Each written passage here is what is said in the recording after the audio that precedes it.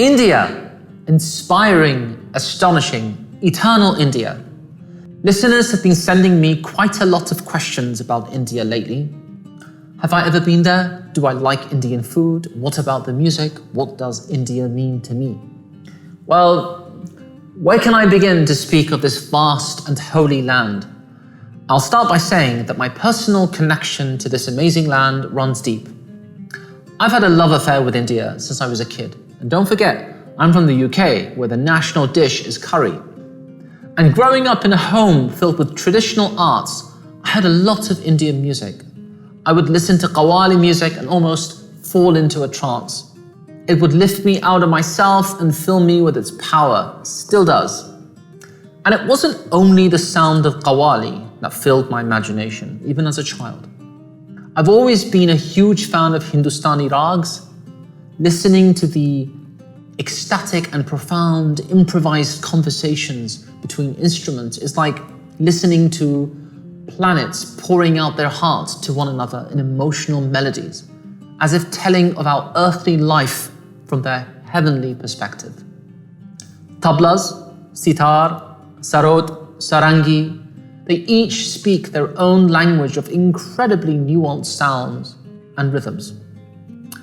The music of India is a vast treasure in this world, and to think it's only one of the country's many exquisite art forms. All the arts, from the subtle art of scent, to the culinary arts, to dance, to the stunning works of architecture, they all have a thread of spirituality and sensuality running through them. India is the definition of unity in diversity. Colonizers came, some left, most were absorbed into India's vibrant identity. The diversity of languages alone is amazing. Hindi, Marathi, Telugu, Tamil, Urdu, Bengali, Malayalam. There are many thousands of them. But these incredibly diverse linguistic and ethnic groups have stayed unified by their common love of country.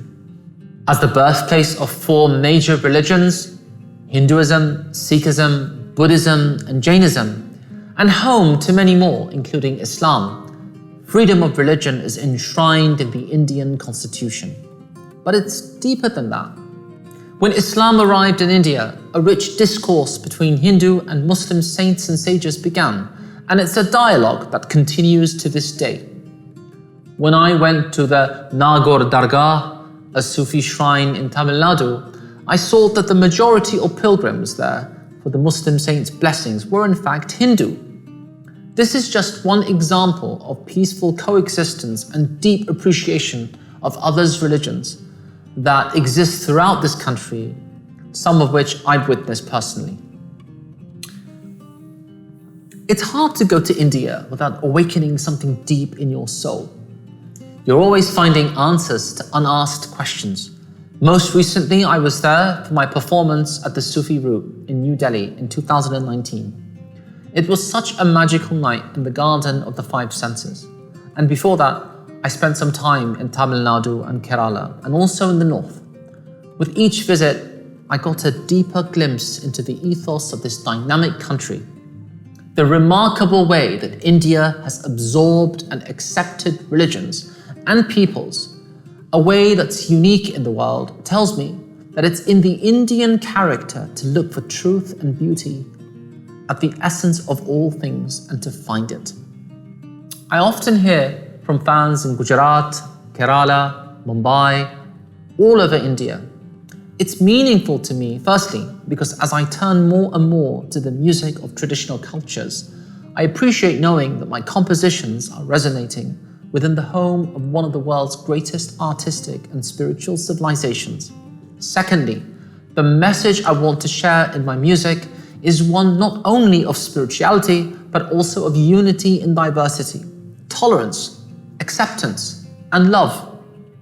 These are values that are the lifeblood of India, and to see that my music finds resonance there tells me that these works may be starting to take their place in keeping the traditions alive for the next generation.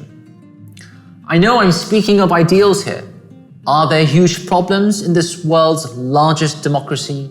Yes, of course there are. It saddens me as I'm sure it does many Indians, that the country's stability is under threat by forces that are trying to create division for their own purposes. This is disturbing precisely because India's greatness is in its multiculturalism. But given the creative genius of Indian civilization over the course of millennia to absorb and welcome and be strengthened by the diverse peoples and influences that have penetrated it, I think we can feel confident that the voice of this incredible land will not be silenced. At a time, especially in the West, when everything has to be fast, instant, when changes come too quickly and it seems the forces of division are too strong, let's remember that Hinduism gave us the concept of vast cycles of time known as the yugas, and gain some peace from that cosmic perspective. There is so much more I'd like to say about this country I love, but I'll stop for now with this perfect description by Nobel Prize winner Octavio Paz, who, like me, has been a visitor to this land. India lives between extremes, and it embraces the extremes. It's rooted in the earth, but always traveling toward an invisible beyond.